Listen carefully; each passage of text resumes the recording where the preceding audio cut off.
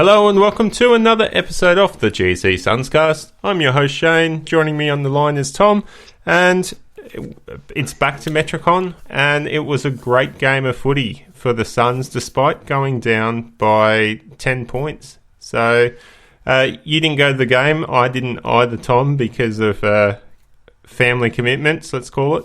But it was a great game to watch on TV. What were your thoughts? Yeah. Oh, what a great game! I found myself, I was watching it alone, and I was bloody screaming, I was laughing, I was hooting, I was swearing, and my next door neighbours must have wondered what's this guy doing, because it wasn't like I had it, turned up full blast or anything. I was just quietly watching, but yeah. What a game. And you know what I said to our listeners on the Facebook page, just go and watch the all the goals, and the final goal is Chris Burgess kicking the goal, and we go ahead, and then that's the end of the highlight package, so you can kind of convince yourself that we won. But yeah, another one of those last minute losses. They sting worse, don't they?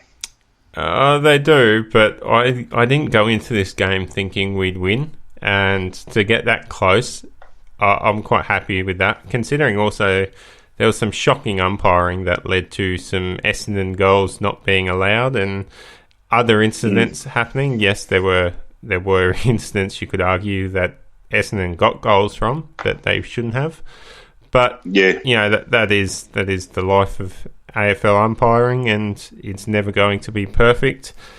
It was a good game. I was really happy with it. Yeah. Old Soul in the chat says he loves the close games, so I do too. It's even if your team's, it's nice to see your team in front. I think back to the Carlton game last year, and I mean we smashed Carlton in that game. The round 2, just so people don't get me confused with the one in the end of the year when we blew it.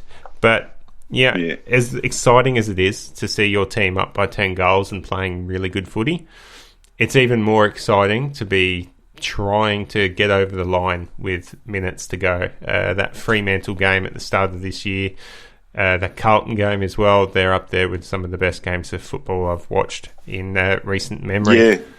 All right. Well, there's four games like that, and on Saturday night, Essendon had 2 instances, and a few commentators will refer to the Lee Matthews rule. There's actually 2 Lee Matthews rules. One of them is that you have if you can kick as many goals as you need if you've got minutes left. So Essendon needed to kick a goal with a minute to go, and they ended up kicking 2 of them. But the other Lee Matthews rule is, if you kick 16 goals, you're not going to get beaten very often, and we kick 15. So we're almost there. We almost answered that question of how are we going to kick enough goals. There's a rule I remember. I don't think it was Lee Matthews. I can't remember who it was, but it was if you kick 6 consecutive goals, you're guaranteed to win unless the opposition kicks 6 consecutive goals. And that rule I remember several times that rule's been correct. So I think we were 5 goals straight at one point, and I was just praying for that 6th goal, and it never came. All right, well, let's jump into all the admin stuff that we need to get out of the way. As mentioned in the chat, we've got Old Soul. He is one of our Patreon donors. You can head over to patreon.com/GC Sunscast, donate to the GC Sunscast, and help keep the show going, help improving it. We have Old Soul, Jack's dad, Paul Vosti, Tom Kim, Chris Moore, James Wood, and Tony, all supporting the show at the moment. You can also support the show by heading over to Facebook and Twitter. Tom's running the Twitter pages, and he's pretty active on Facebook as well. So that keeps everything running smoothly. And to celebrate our 50th episode, which is now only 2 and a bit weeks away, we are doing a full week of GC Sunscast Uncut. It's basically our Patreon goals being shown off. So we've got the normal episode on the Tuesday night. We've got a Thursday night episode talking about selections. And then we're going to do a commentary on the Hawthorn game. And you can get that in the same way you get the podcast. It'll be great if you guys can jump on the Facebook when the game starts. Click on the link and you can listen along to us instead of the biased TV commentators. And Tom, I mean, you had something to say about the TV commentary on the weekend not being up to Gold Coast standards? Oh, look, eventually they let their little prejudices show, don't they? And you know, they remember when Tipper Waller gets the free kick in the pocket. So they probably would have got a goal anyway, but I think it was Shield just booted it off the ground, and it goes through for a goal, which the Essendon supporters in that part of the ground were pretty happy about it. But the commentators are laughing, saying if it had been a behind, it wouldn't have been allowed to stand, and Waller would have had a chance to go back and have the free kick. And that just had my blood boiling, because you could sort of see that's the way that things were going. So yeah, I wasn't happy with the commentators or the umpires on the other night. So, but anyway, I don't think it just goes to show we've just got to go and win games on our own, on our own merit, and we can't rely on the umpires to give us the rub of the green. And we're always going to be up against it, especially with probably more supporters from the other team than ours. Yeah, well, I can't see games and get our.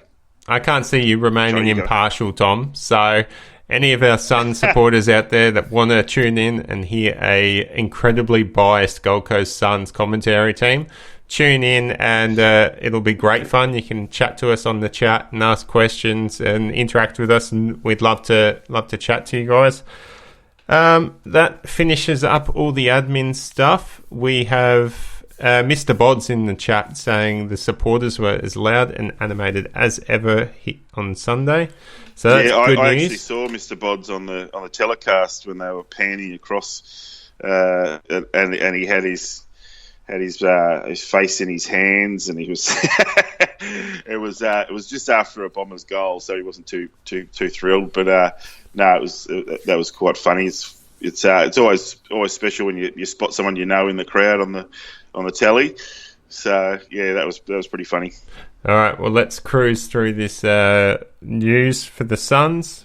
We've got a bit of news coming up. So let's start with last week. Sam Day re-signed with the Gold Coast Suns for a further 2 years. So he was a free agent at the end of the year. Was apparently offered not as much money as he was after, but has since agreed to terms with the club, and that is fantastic news. It is. Sam Day played a great game on Sunday, kicking 3 goals, I think. So when he's up and firing, he's really good in front of goals, and he's also very flexible down and back. So it's a key post for the Suns, and to lock him away for a further 2 years, you could pretty much guarantee he's going to be a Sun for life, I'd say.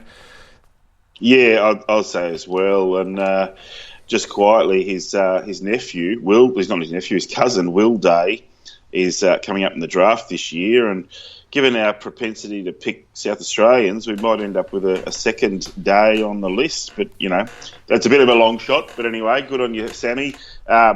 Keeping foundation members at the club, like Thompson and Day, obviously Swallow, is really important for the culture of the club. Even though things have changed a whole lot over the time, in a few years' time, for them all to be able to reflect back on their careers, to say they were one club players, it's really important. Yeah, and for the fans as well. It sort of feels a little bit hollow sometimes when you realise how few of our favourite players are still at the club. There's a lot going on with that too. But with Sammy, he may not have gotten as much money as he was previously on or whatever, but I think it's fair to say everybody was on a contract that was probably a bit too fat for it to be sustainable. And I don't think he's the only player who's sort of looked at the contract offer and gone, a bit low. And that's just where player managers come in and negotiations happen. And if someone leaves, maybe there's a bit more money down the track. You never know. If Sam Day can start kicking 60 goals a year, his contract price will go up, won't it? Yeah, definitely. We've also just had fresh news coming in from the AFL website. The round 23 fixture has been revealed, and the Gold Coast Suns will take on GWS at Metricon Stadium on Saturday the 24th of August at 7:25pm.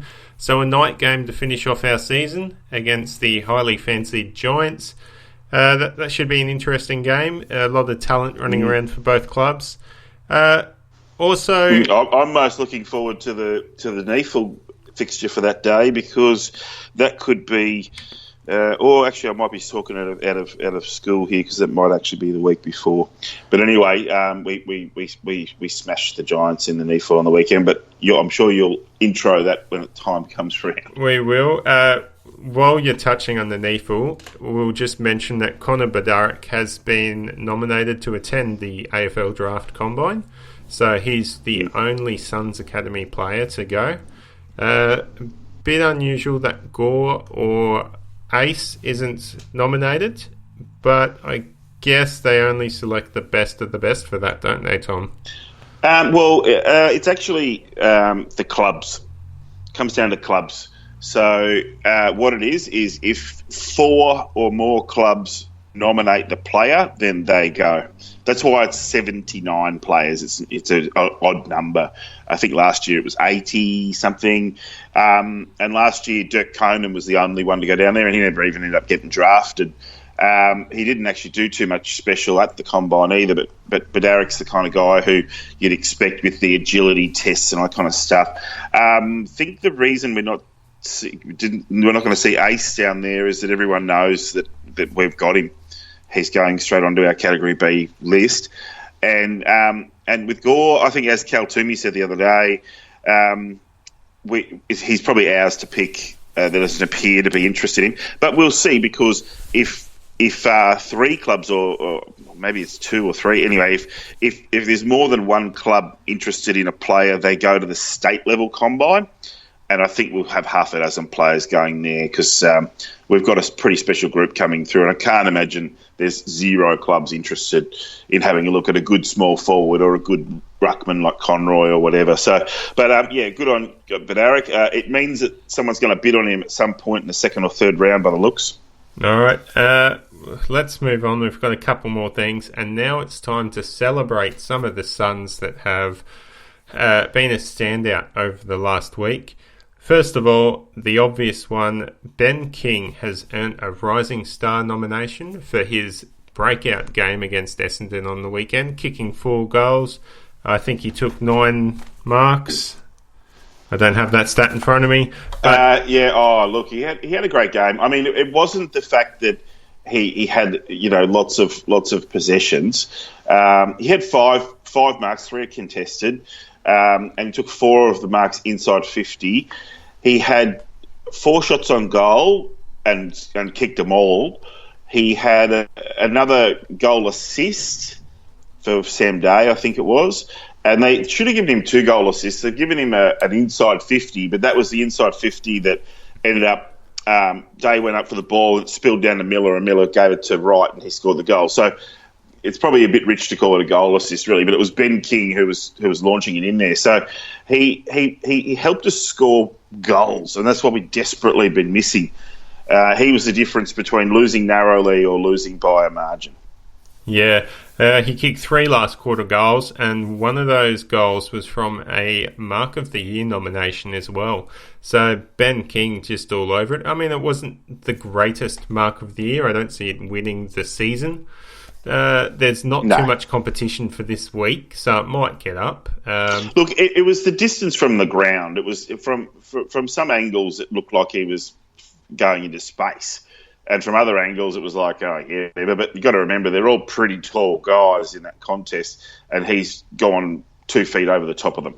So I think that's the impressive part. But yeah, it's always going to be a little guy, one of those little Western Australian fellas jumping up and sitting on someone's head and hanging there for a couple of seconds. It's not going to be a strong pack mark. But, it's the fact that he's taking them against guys who are much heavier than him. I think that aggression, it's so good to see, because he's just sick of getting pushed around. So, And there were a few good other rookies running around on the weekend too who might be a little unlucky, but yeah, King deserves it. Well, it's been a long time since we've had a Gold Coast Suns nomination for Rising Star.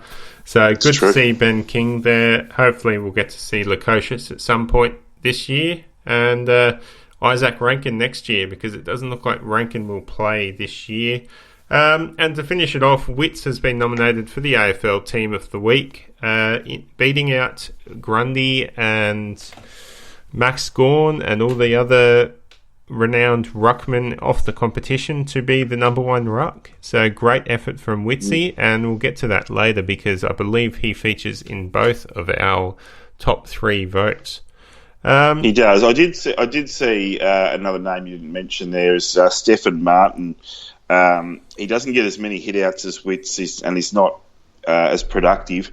But what he is good at is he's on track to get the all-time record for 20 or more hit-outs and 20 or more possessions in a game. So it'll be an interesting game in a few weeks in the Q Clash to see those two going against each other because they're the two form ruckmen in the comp right now.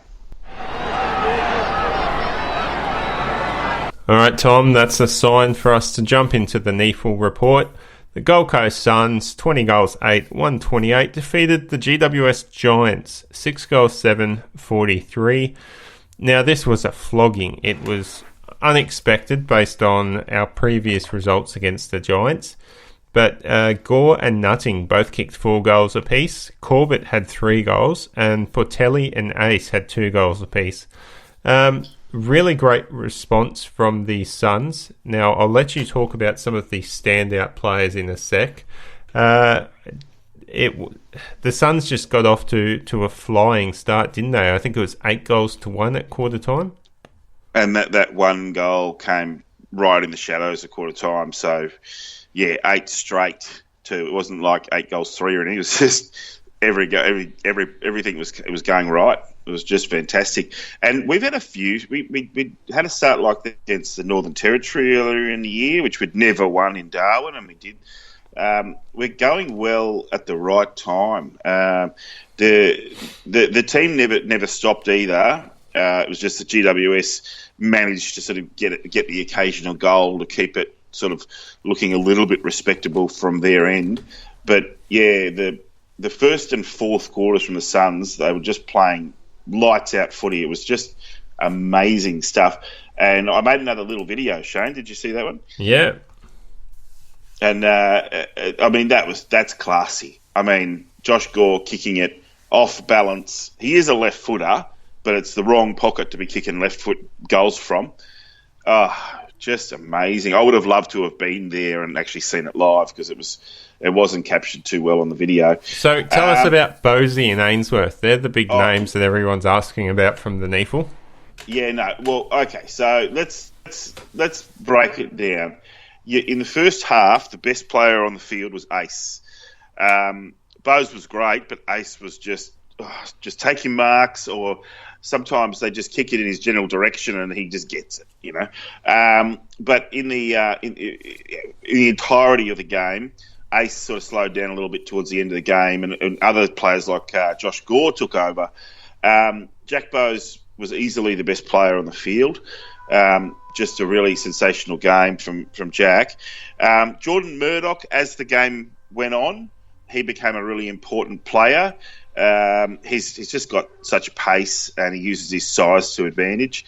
The usual suspects in the midfield who are Brad Shear and George Holland-Smith, they're just tough in and under players. Josh Schoenfeld's back, and he's also benefiting from that. Ben Ainsworth had a quiet first half and really came in the second half. He was sensational. But, I mean, you know, when it comes down to it, we've got these amazing Suns Academy players, and not all of them are going to be drafted, and some of them are 19-year-olds, so they're just going to leave the club unless something changes. But at this stage, guys like Lockie McDonald and Cooper Portelli, they're just not going to get drafted at the age they're at, and they're really good for our team. So it'll be great to see them see out the season and keep playing for us and being valuable. And you never know, they might get picked up by a NEAFL team or go back to the Quaffle, or they might just crack it for an AFL spot from a team who's been admiring them. Just quickly mention two highlights. I mentioned the Josh Gore goal. Josh Corbett had 19 possessions. If you remember his last AFL game, I think he had 2 possessions. So he was all over the ground, just taking marks. He was unselfish. He was setting up for other forwards, and he came into his own in the third quarter and kicked 3 goals. And as I mentioned, Josh Gore with that goal, he kicked 4 second half goals, and Connor Nutting kicked his 4 goals in the first half. I did a breakdown of Gore. He had 10 disposals, 4-1 on goal, and the other 5 possessions were inside 50. So he's just, he's just small forward extraordinaire. I would be so surprised if he went through the draft, the national draft and the rookie draft, without someone picking him up. But that all depends on his form in the next few games. We've got 3 more games. This week's a bye. So in next week's show, I'll do a bit of a rundown on who's to come and what we've got to do to make it into the finals. But at the moment, the boys are looking good. Oh, fantastic. It's good to see the Suns NEAFL side getting some results. Before we jump into the AFL game, let's segue into the injury report, because obviously Bose Ainsworth and Murdoch are a few of the names being mentioned to jump into the seniors this week. But we've got some terrible news coming out of the Essendon game. I thought we escaped injury. Apparently we haven't. Now, who's on the injury list this week, Tom? So Jack Homsch has an ankle injury, and I don't recall seeing anything, any particular incident. Maybe others will. If anyone's in the chat and they can recall seeing it, maybe Mr. Bod saw him coming off the bench, off the field. So that's season ending. He's done. So we now have 7 players who will not take any further part. However, there's some good news. Jack Martin has been cleared to play this week, and I don't imagine he'll go back to NEAFL. What do you reckon about that one? Yeah, it's an interesting one, Jack Martin. But yeah, he's only had, I think, 2, maybe 3 weeks off. So he certainly should still have the ability to come straight back into the side. As far as Homsch, it's terrible news. We've now lost Homsch, Collins and Thompson, our 3 key defenders, all to season-ending injuries. I suppose Ballard might come back in, but I wouldn't think Ballard would be able to hold his own against Collingwood's big Mason Cox, a 200-centimetre forward. Isn't it? I suppose Leslie might finally get his chance, or maybe Caleb Graham. So look, Jack Leslie's been probably one of the unluckiest Suns this year. There have been several times where you watch a game and you think, gee, if there was a 200-centimetre, 100-kilogram defender. I mean, Sam Day was probably another candidate for that kind of role, but they kept giving it to Jack Homsch, and Jack Homsch is 90 kilos, ringing wet. So clearly against some of the bigger guys. But I just think they had Leslie on the emergencies, didn't they? So you kind of imagine that maybe they were looking at him for one of the Essendon tools, but Essendon kind of went a bit shorter for this game, so he ended up getting left on the drawing board. Look, if I'm honest, Jack Leslie's form has been good, but there are some aspects to his game where he just makes these howlers, and I think being a defender kind of sucks because you're gonna get made to look stupid occasionally, aren't you? So sometimes he just kicks it across the field and it goes straight to another player and they get a goal and just go, "Oh, Jack, what are you doing?" But I think eventually everyone stuffs up, and if he gets his chance, well, this could be it. He could come in and have a couple of wonderful games and show that he's playing at an AFL standard and keep his spot on the rookie list. He's not going to cost much, and certainly a good player to have in the knee-full. However, is he taking up a spot that a younger player with a higher ceiling could have? So it's a big question. I think on the chat we've got. I read that somebody suggested that Sam Day go back and look after. Well, I'm assuming Day would take Cox. What do you think about that suggestion? Yeah, certainly an option. I do prefer to keep Day forward. That's where I think he plays his best footy, personally. And I think the ability to stretch Collingwood's lack of tall defenders by having Day, King and Wright up forward could really wreak havoc with them. But as most games Suns are in these days, it's all going to be won in the midfield. So it depends on which midfield the Suns show up with. Let's jump into the AFL result. So the Gold Coast Suns, 15 goals, 6, 96, lost to Essendon, 16 goals, 10, 106. Now that is 15 goals, ladies and gentlemen. The Gold Coast Suns haven't kicked a score that high since round 2 last year against Carlton. And I can't even remember the last time I saw a Gold Coast Suns game at Metricon where they kicked over 15 goals or more. I think especially the last few years, I think we've been lucky to average 10 goals a game at Metricon. And I think someone in the Facebook might have been quite happy that they got their free Big Mac, as McDonald's do run a promotion. If the Suns kick 10 goals or more, fans get a Big Mac. So not too many of them have been claimed lately. All right, so King had 4 goals, Day had 3, Fiorini and Wright had 2 each.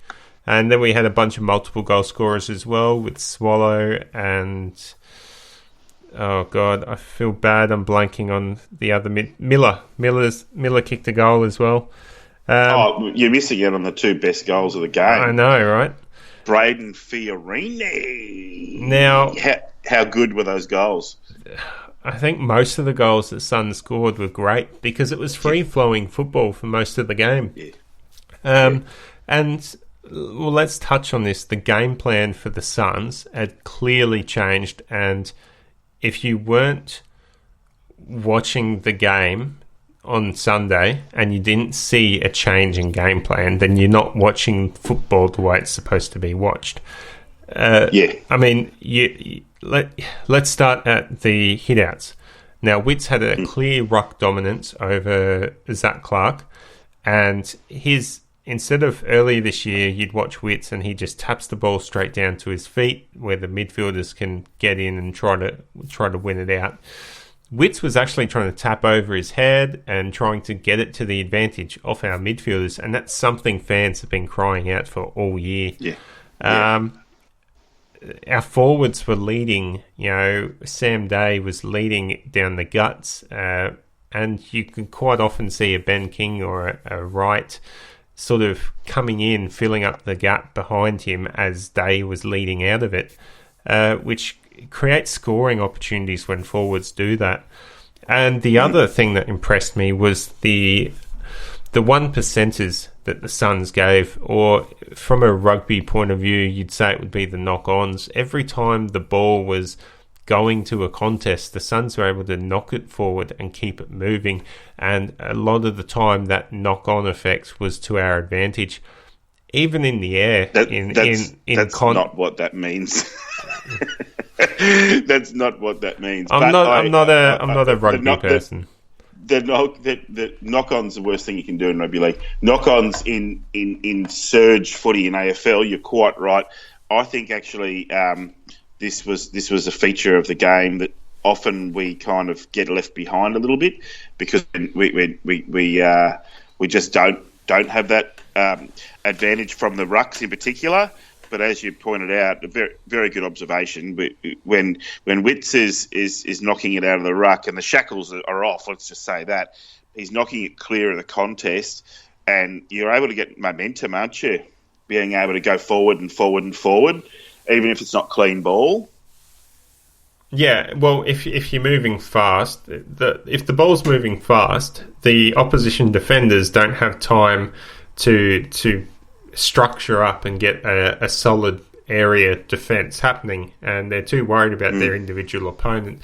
And that's when we're going to see blokes like Ben King, Peter Wright, Sam Day get their one-off chance to outmuscle their opponent or catch them off guard and get a well, it still counts as a contested mark most of the time, but it gives them the advantage of having the ball in their hands in front of goals where they want it, not 50 metres out on the boundary line. So that was really good to see. And another thing that really stood out was Riscatelli. He started off playing that sort of half-forward, small-forward role. I imagine he did at points go into the midfield to help out.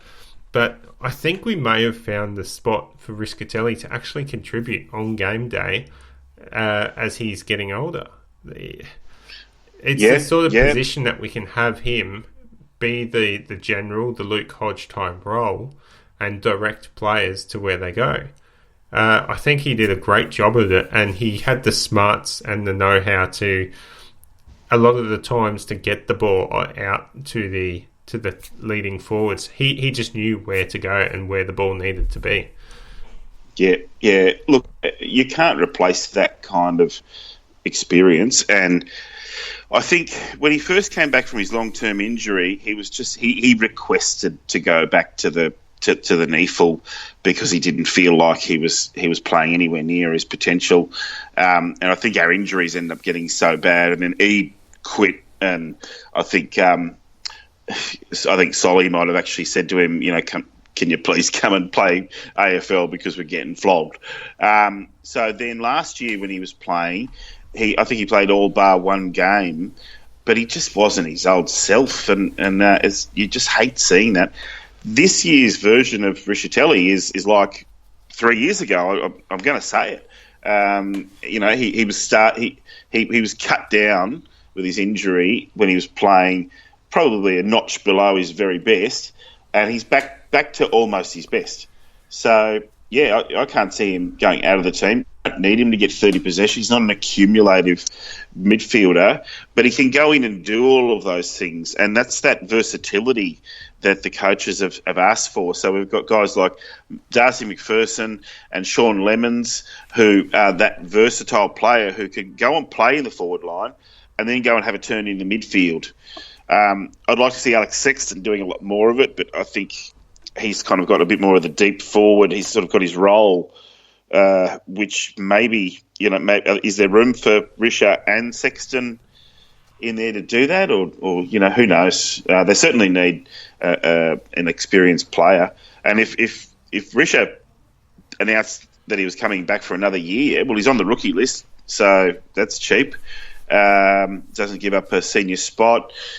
What do you reckon? Yeah, I'm all for it. I think he could go around another year. If he's not doing what he did on the weekend in the AFL side, then he's helping the NEFL side out in the midfield, in the guts, and that's really priceless for growing talent and helping them learn. But let's just shelve that for a sec. I do want to come back to that, but before we run out of time, let's jump into our top 3 votes for the game. Now, you and I both have the same players, so yes, I just in different orders. So let's start off with my number 1 and your number 3, Jared Witts. Yeah. What can you tell us about his performance? What stood out to you? Hang on, wasn't Witts your number 3 and my number 1? No, Witts is my number 1. Oh, no, Witts is maybe I missed it. Well, one vote. Witts. There's a difference. There's number 1 on the ground. Oh, no, yeah. Or one vote. I gave Wittsy the top votes because he got 19 possessions, 13 of them contested, 60 hit-outs, and 7 clearances. He had a goal assist, all these little things. He was going forward and taking crucial marks. In the old AFL fantasy points, he was one of the best on the ground for both. He was the best on ground for both teams. Right. And as I said earlier, I think the Suns were quite a bit better than the Bombers, and the Bombers just know how to win. So yeah, that's essentially it. Is he's lifted his work rate in every department, and he seems like his ceiling is some way off. If Witsy becomes like a 20 to 25 possession a game player and can get those 40 or 50 hit outs, geez, that's no one else can compete with that. That's super elite. Yeah, I agree. The second, I think we can agree on this one, the 2 votes, so second best for the game was Tuke Miller. He had one of his best games of the year, and it seems like he's back to his very best, doesn't it? Yeah, he's digging in the stoppages, couple of goal assists. He did have a couple of shots on goal that I thought he sort of leant back on, but this is a different Tuke Miller. We're seeing last year he was just sensational, and it was just never, we were never surprised that he was going that well. And then this year he got injured, and then he came back from injury, and his form was just really down, and he's getting back to his higher cumulative numbers, which is really important for us. Contested possession count was 22, which is just, that's David Swallow level. So yeah, those two for me, definitely, and hard to split actually. Who do you have for number 1? And for my number 1, or 3 votes as I'd like to call it, is B. King. The King of Carrara, Ben King. Now, that was just a standout performance by Ben. I didn't expect it, and he just came out. It was really just that one quarter of footy, but he was presenting throughout the whole game, and everything just clicked in that final quarter. He was taking contested marks against an all-Australian defender, and he was kicking goals when he was taking those marks. And the best part about it, he didn't punch a teammate in the head. No, he didn't. Although I was too busy making myself some popcorn. Who was it that smacked Luco in the head in the warm up? Was it Kingy? No, I skipped through that because I was running late. So I jumped on KO, and I thought, I'm not watching all this crap at the start. I just jumped straight to the game. So I was on delay for about half an hour.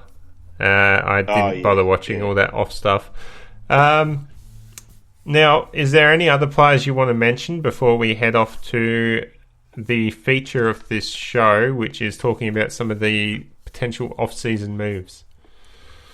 Well, King got my 1 vote, so we had the same 3 players in just different order.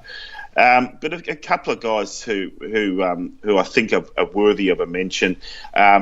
Pierce Hanley probably played his best game of the year, although it's still not the best Pierce can play. So that'll be interesting to see how he finishes up the year. I'm loving seeing Sean Lemons back in the team because he's just so hard in the tackle and just so hard at the ball. He did got Stringer with the ball, and that's just a free kick all day. And anyway, I'm not going to dwell on that. Couple of guys I'm going to mention who I thought were above above average. Darcy McPherson, again, he's not getting the big numbers, but he doesn't need to if he just puts in that effort, and he's going between the midfield and the forward line, as I said, going really well. I loved Peter Wright in a lot of the things that he was doing, but we still haven't seen him at his very best. And I noticed in the chat, Old Soul's mentioning Jacob Dawson, and I'll endorse that one. He had a few 1%ers and took a few marks, and he was just really cool. Jacob Dawson could be that back pocket that's missing. We don't know. You think Dawson might not be at the club next year, but I got a feeling they'll stick around with him because he's got 1 year eligibility on his rookie deal. So cheap player doesn't because he's category B, right? So anyway, that's what I'll say. We've got a few minutes left to discuss our final topic, so let's get on to it. We've only got a couple of minutes, so we'll have to breeze through this, save a lot of it for next week and future weeks. a lot of talk is the Suns are looking for that senior experienced player. We keep hearing Burgoyne's name popping up. Another couple I'd like to add to that list would be Richard Douglas from Adelaide. I think he could provide us with something, especially if we played him more as a forward pocket. I agree. Jared he was McVeigh really from Sydney. McVeigh from Sydney. He's getting a bit long in the tooth, but he's still certainly got something he could provide. Josh Kennedy from Sydney, if we were able to get him, I think he could have an impact in the middle of the grounds as well as from a leadership perspective. And Jared Roughhead from Hawthorn. I was against this earlier in the year because I don't want to see him taking up a spot from a Wright or a King, but he doesn't necessarily have to play. I think if he's just around the club, even playing in the NEFL, he's still assisting. So all those guys are talking about. And then probably one a little bit younger would be Bryce Gibbs from Adelaide. I doubt he'd want to move up to the Gold Coast because a couple of years ago it was all about moving to Adelaide for family reasons. But if he was open to it, then that would be a great get as well. Again, a midfielder that can have an impact straight away, as well as provide that leadership and experience to guide the younger players. I think there's probably 50 or 60 players who could they wouldn't fit exactly that older sort of Luke Hodge type, but there's a long list, and I think we've got a few weeks before the end of the season, and then we'll have a few weeks before the draft period. But I think there's a few big fish who are going to be available. I don't know about you, but I like the look of Brandon Ellis. Seems to be about the right sort of fit for us, sort of a winger. Well, you've got Brandon Ellis, Jack Nunes and Stephen Hill. They're all free agents, so we wouldn't have to give anything up in the terms of a trade to get them. Now, the players that are out of contract that I'd be keen on getting, a couple of Fremantle boys, Blakey and Langdon. They both grew up with Lockie Weller, good mates with him, loves the surf, and from all reports, Lockie Weller is deep in their ears trying to get them to come over. So if we could get them over here, that would be an immediate impact, almost like the Lockie Neal sort of scenario that Brisbane's found itself in. It's your half-back line. Yeah, exactly. Jones from Sydney could be quite handy as a bit of an impact midfielder. Hugh Greenwood as well, his flexibility and his height, he could be damaging forward, almost like very much like a younger Josh Kennedy in a way. I've also got Sire and Dunstan here on this list, but I don't think we need any more inside mids. I think we're pretty much set for them, especially with Brodie emerging this year. And the other player is Tom Cutler from Brisbane, a rebounding half-back, sort of the player that we need to fill Harbrow's role. Big boy and a big kick, and he's good and he's accurate with his kick too. Yeah. Not sure why he's out of favour at the Lions. It could just be a lot of players. So, out of all those names, who do you think the Suns need? I mean, I think we need an outside mid. I think we need a wing, and I think we need a small defender. I think we need a big wingman, and I wouldn't mind Tommy Cutler. I like him. I think there are going to be a few more names coming up in trade talks. I'm wary of paying overs. So if we got someone like Bryce Gibbs, and I think Bryce Gibbs could play an outside wing job, where a little bit like Joel Selwood, where he could come into the midfield as needed, but we're looking more for his skill than his hard yakka, and Adelaide could pay half his wage, and he'd be cheap. All right, well, we've run out of time. We've run out of time, Tom. So I want to pick this up in next week's episode or another episode down the track, depending on how we go. Hit us up in the chat and on Facebook and Twitter what you think about these sorts of guys coming to the Suns, who we should be targeting, who would be a really good get. And keep the conversation happening so it stays relevant and we can chat more about it in future episodes. All right, but that's it for tonight's show. Thanks for listening and go Suns. Go Suns.